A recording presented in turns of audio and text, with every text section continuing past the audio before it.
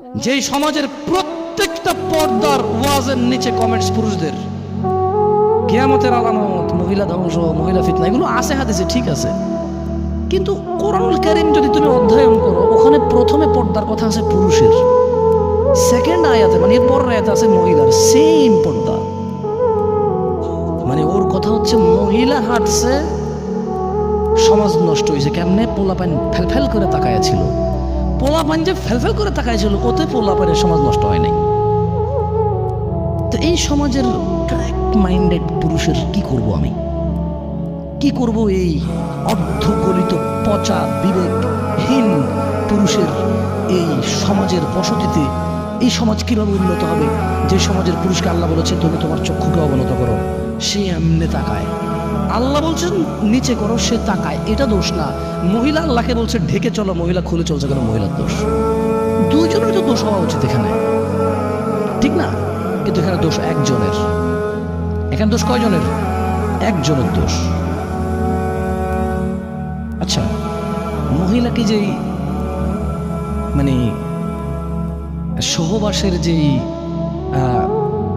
কি বলে এটাকে, মহিলা কে বানাইছে? কে বানাইছে?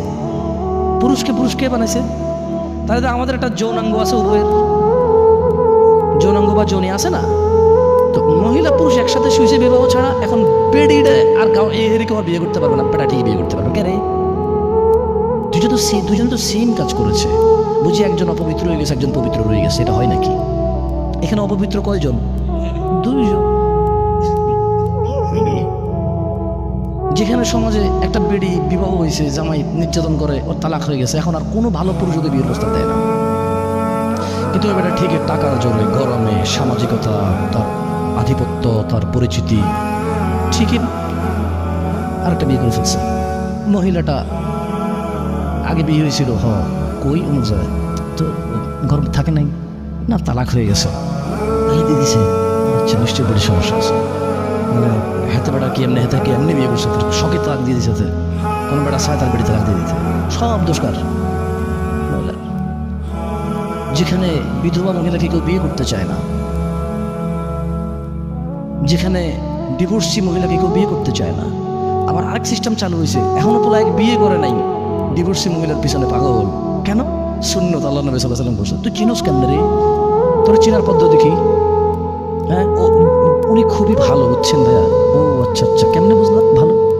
মানে আমি তো আসলে অবজার্ভ করেছি, বুঝছেন, কথাবার্তা বলেছি, চাল চলন খুবই ধর্মভীরু, সবসময় নামাজের কথা, আল্লাহর কথা বলে, সবসময় এগুলো বলে, রাইট? দেখছেন, মানে ও ধর্মভীরু কিন্তু বেডির সাথে কথা কয়। আরে তোমার যদি বিধবা মহিলার ইচ্ছা করে বিয়ে করতে, ঘটককে বলো, কারা বিয়ের মিডিয়া আছে ওদেরকে বলো, তোমার বাপকে বলো যে আব্বা আমি বিয়ে করবো, তবে আমি একজন ডিভোর্সি মেয়ে বিয়ে করবো, আব্বা আমি বিয়ে করবো, আমি একজন বিধবা মেয়ে বিয়ে করবো। যদি কোনো বোন বিয়ে বসতে চায়, সে বলবে যে আব্বা আমি বিয়ে বসবো, তবে আমি কুমার ছেলের কাছে বসবো না, এমন একজন পুরুষ যার বউ আছে এবং তাদের খুব ভালো সুখের সংসার, যে পুরুষ তার বউয়ের প্রতি নির্যাতন করে না, আপনি এরকম একজন দেখেন। মানে যদি তোমার এত শখই জাগে বিবাহিত বেটার সাথে বিয়ে বসতে, তোমার যদি এত শখই জাগে ডিভোর্সি বিধবা মহিলার সাথে বিয়ে বসতে, তখন তুমি ওই পদ্ধতি অবলম্বন করতে পারো। নিজে নিজে কানেক্টেড হয়ে যত দরকার নেই, ওখানে তো জানা সৃষ্টি হবে। কি সৃষ্টি হবে? আল্লাহ আমাদেরকে বুঝতে তৌফিক দান করুন। আমি একটু অবশ্য সময় নিয়ে নিয়েছি।